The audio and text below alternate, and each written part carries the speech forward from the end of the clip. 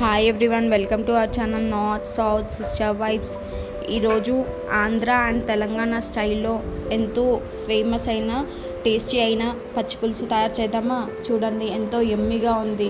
నెయ్యి వేసుకొని ముద్దపప్పు పచ్చి పులుసు తింటే ఎంతో యమ్మీగా ఉంది. చూడండి, ముందుగా మనకు కావలసిన పదార్థాలు: కరివేపాకు, కొత్తిమీర, ఆవాలు, జీలకర్ర, ఎండుమిర్చి, ఆనియన్ అండ్ పచ్చిమిర్చి, పల్లీలు.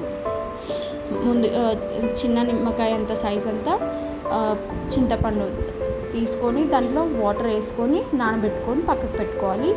ప్యాన్ అనేది హీట్ చేసుకొని దాంట్లో 1 కప్ పల్లీలు అనేది తీసుకుంటున్నాను. దాన్ని రోస్ట్ చేసుకోవాలి, మంచిగా వేయించుకోవాలి పచ్చివాసన పోయినంత వరకు.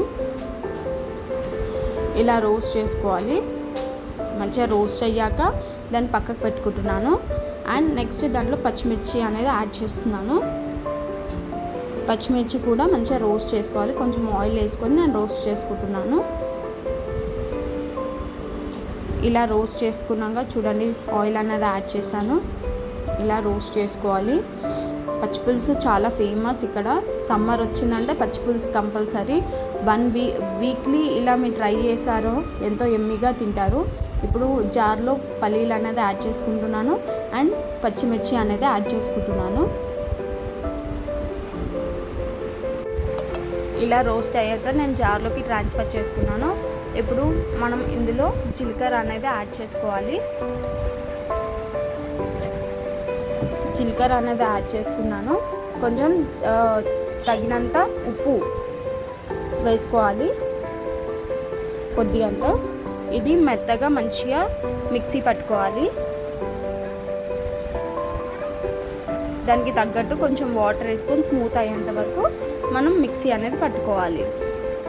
చూసారా, ఇలా మిక్సీ అనేది పట్టుకున్నాక నెక్స్ట్ మనం చింతపండు అనేది నానబెట్టినాము, అది నానింది. దాంట్లో గుజ్జు అంతా తీసి మన స్ట్రెయిన్ అనేది చేసుకోవాలి.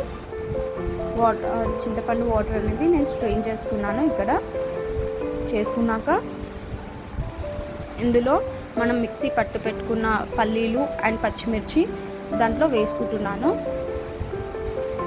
దానికి తగ్గట్టు వాటర్ చిక్కగా ఎక్కువ ఉంది కాబట్టి కొంచెం వాటర్ అనేది యాడ్ చేసుకోవాలి. దానికి ఉప్పు అండ్ చింతపండు కారం అనేది బ్యాలెన్స్ అవ్వడానికి బెల్లం అనేది యాడ్ చేస్తున్నాను. ఇక్కడ షుగర్ అయినా యాడ్ చేసుకోవచ్చు. నెక్స్ట్ ఆనియన్స్ అనేది కట్ చేసుకుంటున్నాను. ఇక్కడ ఆనియన్స్ అండ్ కొత్తిమీర కూడా కట్ చేసుకుంటున్నాను. కట్ చేసుకొని దాంట్లో పచ్చిపులుసు దాంట్లో మనం ఏదైతే పట్టి పెట్టుకున్నామో అది దాంట్లో యాడ్ చేసుకుంటున్నాను. నెక్స్ట్ స్టవ్ పైన ప్యాన్ పెట్టుకొని ఆయిల్ అనేది వేసుకొని హీట్ చేసుకుంటున్నాను. హీట్ చేసుకొని శనగపప్పు,